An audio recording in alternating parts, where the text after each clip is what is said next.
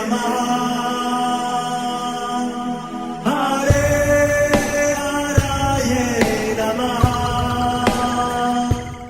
हरे कृष्णा। आज हम भगवत गीता अध्याय 12 श्लोक नंबर 16 सीखेंगे। चलिए शुरू करते हैं। अनपेक्ष शुचिर्दक्ष उदासीनो गतव्यथः सर्वारंभ परित्यागी यो मद्भक्त स मे प्रियः। अब हम इसे धीरे धीरे बोलकर समझते हैं। अनपेक्ष शुचिर दक्ष उदासीनो गत व्यथः सर्वारंभ परित्यागी यो मद भक्तः स मे प्रियः। अब हम इसे फिर से गाते हैं। अनपेक्ष शुचिर दक्ष उदासीनो गत व्यथः सर्वारंभ परित्यागी यो मद भक्तः स मे प्रियः। अब हम समझते हैं भगवान श्री कृष्ण इस श्लोक में क्या बता रहे हैं। मेरा ऐसा भक्त जो सामान्य कार्यकलापों पर आश्रित नहीं है, जो शुद्ध है, दक्ष है, चिंता रहित है, समस्त कष्टों से रहित है और किसी फल के लिए प्रयत्नशील नहीं रहता, मुझे अतिशय प्रिय है। हरे कृष्णा। चलिए अब हम महाप्रेम प्रभु जी से इस श्लोक के बारे में और अच्छे से समझते हैं। हरे कृष्णा जी। भगवान श्री कृष्ण बहुत अद्भुत तरीके से भक्तों के गुण बता रहे हैं। कई लोग सोचते हैं अरे ये गुण हमारे लिए नहीं है, हमारे पड़ोस वाले के लिए, देखो कितना द्वेष करते हैं। पर वास्तव में जब ये गुण बताए गए, ये हम सबको सावधानी पूर्वक समझना है और अपने जीवन में उतारना है। दूसरों का जजमेंट नहीं करना है कि वो देखो कितना अशुद्ध रहता है, वो देखो ऐसा है, वो देखो वैसा है। हमारा उद्देश्य ये नहीं है। हमारा उद्देश्य है कि ये गुण हमारे अंदर कितने हैं। तो यहाँ पर भगवान श्री कृष्ण 6 और अद्भुत गुणों के बारे में बताते हैं। अनपेक्ष, अपेक्षा जो होती है कि भाई कुछ एक्सपेक्टेशन रहता है कि भाई सामने वाला मेरे लिए ऐसा करेगा या सामने वाला मेरे लिए वैसा करेगा, और अगर वो ऐसा नहीं करता तो बड़ा गुस्सा आता है, बहुत जो इरिटेशन होती है। तो यहाँ पर भगवान बोलते हैं अनपेक्ष, मतलब अपेक्षा से मुक्त। जब हम अपेक्षा से मुक्त होकर कार्य करते हैं तो बहुत अच्छे तरीके से इस संसार में रह सकते हैं। क्योंकि हम किसी से एक्सपेक्टेशन करते हैं और वो पूरा नहीं करता तो हमको बड़ा दुख होता है। बच्चों से हमारी एक्सपेक्टेशन हो जाती है, बड़ों से हो जाती है, घर में इधर के लोग उधर के लोग, सबसे हम लोग अपेक्षा करके बैठ जाते हैं कि वो ऐसा करेगा, वो ऐसा करना चाहिए। पर अगर वो नहीं करता तो बड़ा दुख होता है। इसीलिए भगवान यहाँ पे बोलते हैं भक्त का गुण क्या है? अनापेक्ष। दूसरा गुण बताया गया शुचि। शुचि का मतलब पवित्र। भगवान के भक्त अंदर से और बाहर से दोनों से पवित्र होते हैं। हृदय पवित्र होता है क्योंकि वो सदैव भगवान के स्मरण करने से उनका मन जो होता है वो शुद्ध होने लगता है। और भक्तों की शुद्धता का वर्णन तो हमें श्रीमद् भागवतम में देखने को मिलता है। वहां पर बताया गया कि ये जो तीर्थ होते हैं ये लोगों को पवित्र कैसे करते हैं, क्या कैसा ये तीर्थ बनते कैसे हैं। तो इसका उत्तर हमें श्रीमद् भागवतम में मिलता है। जब युधिष्ठिर महाराज ये विदुर को बोलते हैं, और क्या बोलते हैं? भवद विदा भागवतास्तीर्थ भूता स्वयं विभो। भागवता, भागवत का मतलब है भगवान के भक्त। जब भागवत जहां जहां जाते हैं, मतलब भगवान के भक्त जहां जहां जाते हैं वो जगह ही तीर्थ बन जाती है। और बताया गया तीर्थी कुर्वन्ति तीर्थानि, जितने भी जो तीर्थ बनते हैं वास्तव में इन भक्तों की वजह से बनते हैं। और भक्तों के अंदर ऐसा क्या गुण है? तो बताया गया स्वांतस्तेन गदा भृता, क्योंकि स्वांतः मतलब उनके अंतःकरण में कौन विराजमान है? गदा भृता, मतलब जो गदा को धारण करते हैं, मतलब भगवान विष्णु। तो भगवान के भक्त जहां जहां जाते हैं उस जगह को पवित्र कर देते हैं। और ऐसा ही वर्णन हमें देखने को मिलता है, अरे ये गंगा जी इतने लोगों का पाप अपने ऊपर लेती है, वे शुद्ध कैसे होती है? तो बताया गया जब भगवान के भक्त गंगा जी में स्नान करते हैं तब गंगा जी पवित्र हो जाती है। इतनी भारी महिमा है भगवान के भक्तों की। और यहाँ पर जब शुचि बोला गया, एक तो उनका गुण है और एक हमारा प्रयास है। अरे कई लोग बोलेंगे अरे इतनी ठंड है, 2 दिन में भी एक बार स्नान करने का मन नहीं करता।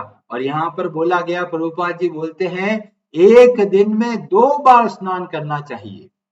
रसोई में घुसे, खाना बनाने के लिए जाए तो पहले शुद्ध होकर नहा धोकर फिर रसोई में जाकर फिर भगवान का स्मरण करते हुए भोजन की व्यवस्था करनी है। तो हमारे पूरे भारतीय संस्कृति में शुद्धता का बहुत महत्व है और ये शुद्धता हमें अपने जीवन में लेके आनी है। अच्छे से स्नान करके भगवान के नामों का साथ में स्नान करना चाहिए। लोग सोचते हैं साबुन से हम शुद्ध बनते हैं, नहीं, हम शुद्ध बनते हैं भगवान के नामों के द्वारा। तो जब स्नान करें तो साथ में भगवान का नाम का जप करते हुए स्नान करें और यथासंभव शुद्धता रखे, शुद्ध कपड़े पहने, शरीर को शुद्ध रखे। तो यह गुण है एक भक्त का। तीसरा गुण बताया गया दक्ष। दक्ष का मतलब बहुत एक्सपर्ट है अपने कार्य करने में। और खासकर ये दक्षता किसके बारे में बताई गई? भगवान की भक्ति करने में। क्योंकि जब हम भगवान की भक्ति बहुत अच्छे तरीके से करते हैं तो संसार के कार्यों को भी बहुत अच्छे तरीके से कर पाते हैं। क्यों? क्योंकि जब भगवान के नामों का जप किया जाता है, हमारा मन शुद्ध होता है, हमारी एकाग्रता बढ़ती है।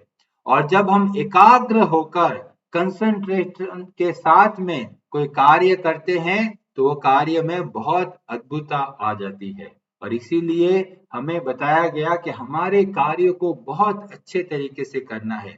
आप जॉब करते हो, घर का कामकाज करते हो, बच्चों को पढ़ाते हो, जो भी आप कार्य करते हो बहुत अच्छे तरीके से कीजिए, भगवान की सेवा समझ के। और एक बहुत अद्भुत शब्द आया है उदासीन। उदासीन का मतलब उत आसीन, ऊपर बैठे हुए। मतलब जब हम अपने आप को आत्मा के स्तर पे कार्य करते हैं तो संसार के सुख और दुख हमको व्याकुल नहीं कर पाते। कैसे? जैसे अगर कोई व्यक्ति पहाड़ पर बैठा है तो अगर जमीन पर चाहे बहुत बरसात हो और बहुत सारा पानी हो तो भी चिंता नहीं, और अगर आग भी लग जाए तो भी चिंता नहीं। क्यों? क्योंकि वो बहुत ऊंचा पहाड़ पर बैठा है। ऐसे ही जब हम आत्मा के स्तर पे कार्य करते हैं तो संसार के जीवन में चाहे दुख आए चाहे सुख आए, दोनों ही अवस्था में भक्त कभी भी विचलित नहीं होता। और कई लोग समझते हैं अरे ये उदासीन हो गए जी, इनको किसी से लेना देना नहीं है, तो क्या भक्ति भी छोड़ दे? क्या भक्ति की इच्छा करना बंद कर दे? तो बोला नहीं, भक्ति की इच्छा अवश्य करनी है। क्योंकि श्रीमद् भागवतम में बताया गया जब वेद व्यास जी श्रीमद् भागवतम का उच्चारण करते हैं तो जो सुखदेव गोस्वामी जी होते हैं भाग कर आते हैं सुनने के लिए। अब कई लोग बोलेंगे अरे सुखदेव गोस्वामी जी तो आत्मज्ञानी है, आत्मा राम है, उन्होंने अपने आप को पहचान लिया, उनको भगवान की भक्ति करने की कहाँ जरूरत है? तो वहां पर बताया गया, सूत गोस्वामी जी बोलते हैं आत्मा रामश्च मुनयो निर्ग्रंथा अपि उरुक्रमे। आत्मा राम जो अपने आप को पहचान लिया, आत्म साक्षात्कार हो गया, ऐसे लोग क्या करते हैं? कुर्वन्ति अहेतु की भक्ति, भगवान श्री हरि की भक्ति करते हैं। क्यों भक्ति करते हैं? इत्थम भूत गुणों हरिः, क्योंकि भगवान श्री हरि के जो गुण है वे बहुत अद्भुत है, वे इस संसार के नहीं है, और इसीलिए बड़े बड़े आत्मज्ञानी भी भगवान के नामों का जप करने के लिए इच्छा करते हैं। और हमें भी भगवान की भक्ति की सारी इच्छाएं करनी है। जो जो कार्य से हमें भगवान की भक्ति बढ़े, ऐसे सारे कार्यों को करना है। और इसलिए अगर हम अभी उस अवस्था तक नहीं पहुंचे तो क्या करना है? तो बताया गया कि इस जन्म का जो लाभ है उसके लिए हमें अवश्य प्रयास करना है।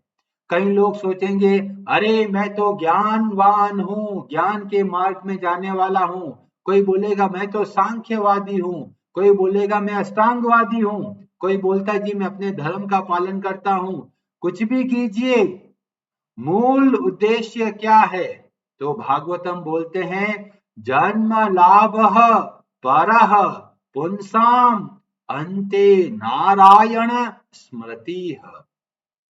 जो भी आप कार्य करते हो इस बात का ध्यान रखें, अन्ते नारायण स्मृति, मतलब भगवान नारायण का स्मरण होना चाहिए, और खासकर अंत के समय में। पर अंत के समय में भगवान याद नहीं आएंगे। क्यों? जीवन भर जो काम किया है अंत में वही याद आएगा। और इसीलिए भगवान बोलते हैं, तस्मात् सर्वेषु कालेषु माम अनुस्मर युध्य च। तो आप जो जो कार्य हर रोज करते हो वो भगवान को अर्पण करके करना है। इस तरह से जब हम कार्य करेंगे तो अंत समय में भगवान अवश्य याद आ जाएंगे। कई बार लोग सोचते हैं, अरे जीवन भर भगवान का स्मरण तो किया पर अंत समय में भूल गए तो क्या होगा?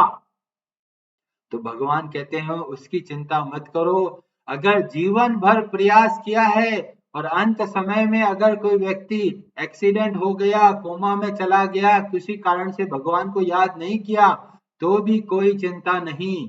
क्यों? भगवान बोलते हैं, मैं खुद हृदय में विराजमान होकर उनको याद दिलाता हूं।